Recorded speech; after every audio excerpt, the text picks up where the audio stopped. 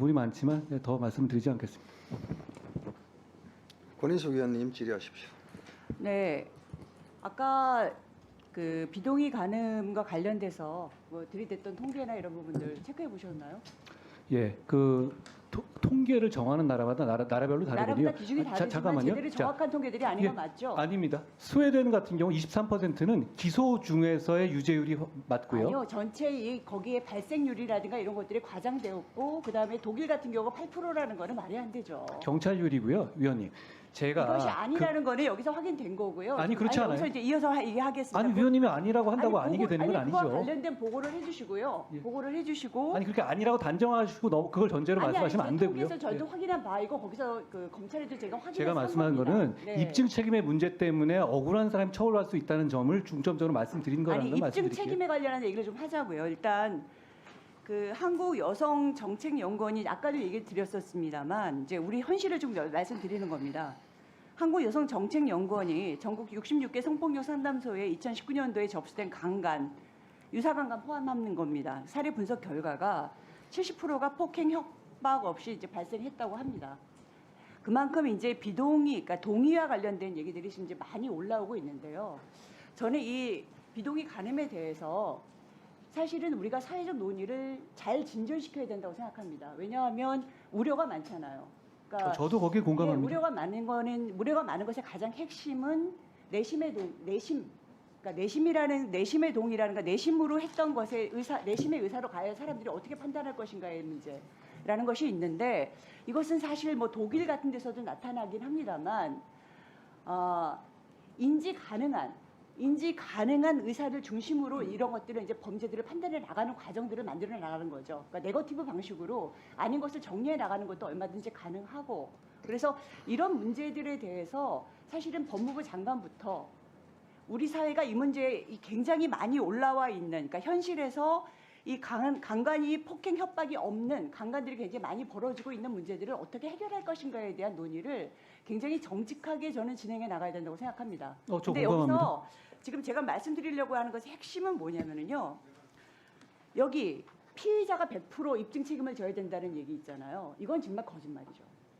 이거는 사실은 검사가 해서는 안 되는 말이고요. 입증 책임은 이제 검사가 져야 되는 거고 검사가 피의자가 100% 입증을 질 수밖에 없다라고 얘기하는 것 자체도 틀렸고 사실 그러면 말씀 묻겠어요. 제가 100% 피의자가 입증을 해야 된다는 말을 하는 건 아니고요. 100% 피해자에게 책임이 입증 책임이 전환되는 방식으로 얘기를 했고 아니요. 지금 아니요 제가 질문하겠습니다. 아니 틀리게 말하시고 제가 질문하시면 질문하려고 어떡해요? 하는 거예요. 틀린 말씀을 그러면 하신다. 그러니까 제 말을 가지고 질문하시는데 틀린 말씀하시면 어떡해요? 강간죄에 관련해서 폭행 협박 같은 건 어떻게 입증하실 겁니까? 위원님, 자, 제 말의 뜻은 어차피 위원님, 말씀할 제가 기회 말씀드리는 거예요. 이 강간이라든가 이런 거는 사실은 누가 증인이 있는 것이 아닌 경우가 대부분이고 어차피 피의자가 거짓말을 하는지 피해자라고 주장하는 사람이 거짓말을 하는지를 놓고 전후 상황을 보고 정황을 보고 여러 가지를 보면서 거기에서 판단해 나가는 것이 굉장히 중요한 부분입니다. 위원님께서 여성계 전문가시지만 아니 들어보십시오. 저는 법적으로 이거 기소하는 걸 20년 넘게 한 사람이고요. 아니, 그게 현실에서 성폭행 수사 해보셨어요? 성폭행 수사 해보셨냐고요? 당연하죠. 안다고 저를 뭘로 하더라도 보시는 지금 거예요? 여기에서 이런 말 할 수가 없죠.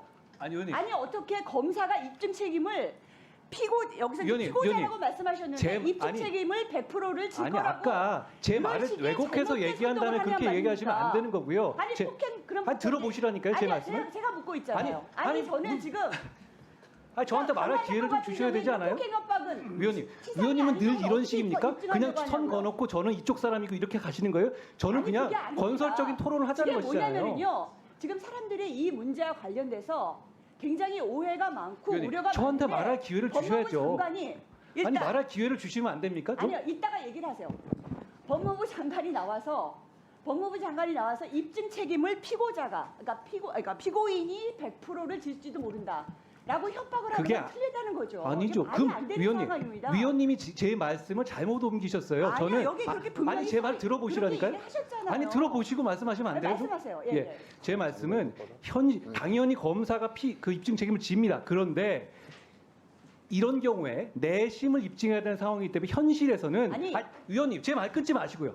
한번 들어보시면 안 이거는 돼요? 한 가지 말하자고요. 왜냐하면은 아니 제 말 여기서 들어보시면 동의라는 어떨까요? 것에 대해서 우리는 내심이라고 정한 적이 없어요. 그것은 굉장히 이 비동의 가늠에 대해서 동의라는 것이 아니 위원님은 그냥 마음대로 정하시는 겁니까? 제가 굉장히 잘못될 수 있는 위원님 부분이어서 이거는 이거는 법칙이다. 어떻게 되는가에 따른 다른 부분입니다. 근데 이거를 지난번에 분명히 그렇게 말씀하셨어요. 아니 제가 한 말인데 제 말을 자꾸 끊으시면 어떡해요? 대정부 질문에서 분명히 아니 그렇게 아니 자, 제말 장관님 들어보시라니까요. 잠시만요. 100% 피고인에게 입증 책임이 돌아갑니다라고 얘기했어요. 자, 이거는 사실 검사 잠시만요. 말이 아니고요. 검사할 수 있는 말이 아닙니다. 이런 식으로 이 비동의 가늠이라는 거는 굉장히 우리가 사회적으로 논의를 잘 진전시켜 나가야 될 부분인데 법무부 장관이 일단 이 법적인 팩트부터 시작해서 다른 나라의 팩트부터 시작해서 계속 틀린 사실을 가지고 와서 위원님 토론을 자. 못하게 하시네요. 자, 아니 그걸 자, 예. 자, 이제 장관님. 예. 제 답변하십시오. 말씀은 예. 당연히 범죄의 입증 책임은 검사한테 있죠. 그거 기본 중에 기본입니다.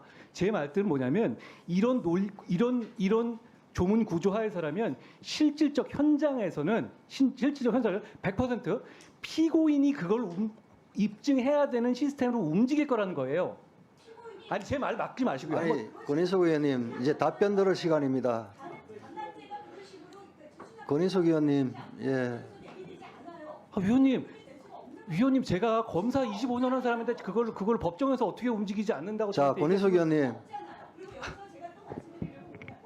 권인숙 의원님. 독일만 지금 아까 얘기했죠. 제가 스웨덴의 유죄인을 얘기하지 않았는데 왜 스웨덴의 유죄인이라고 얘기합니까? 아니 스웨덴의 유죄를 제가 설명하면 안 됩니까? 자, 아니 의원님 제가 의원님하고 싸우자는 게 아니라 건설적인 논의를 하자는 거잖아요. 우리 좋은데요. 하나만을 거짓말을 가지고 와서 얘기를 해서 이걸 마치 비동의 가늠에 대해서는 얘기할 거리가 없다는 듯이 그런 식으로 막 문제를 몰고 가는 것에 그 태도에 대해서 제가 말씀드리는 겁니다. 자, 이제 예. 권인숙 의원님, 이제 정리됐습니다. 자, 이제 자, 법무부 장관 예, 답변하십시오. 제 말씀은 자 내심의 문제고 그러면 둘 관계에 있어서 의원님 끊지 마시고 좀 아니 참, 네. 전제가 너무 잘못돼서 아니 좀 법무장관이 이렇게 말하면 안 되는 거라고요. 아니 법무부 장관이 어떻게 말하는 걸 왜 권인숙 의원님이 정하십니까? 아니 거기서 내가 참.